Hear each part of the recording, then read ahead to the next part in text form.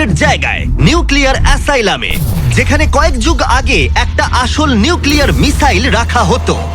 না, জিমি এদিকে এসো। ও দাঁড়াও, এটা কি? ওইখানে যাওয়াটা সেফ হবে?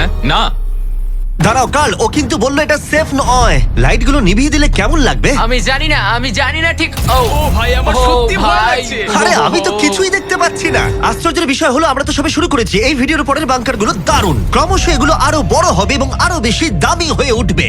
কিন্তু যদি তোমরা কেউ এটাকে বানাতে চাও, তাহলে এটা অনেকটা এরকম দেখতে লাগবে। আমাদের পায়ের নিচে সিক্রেটলি লুকানো, যার দাম হলো $3 মিলিয়ন।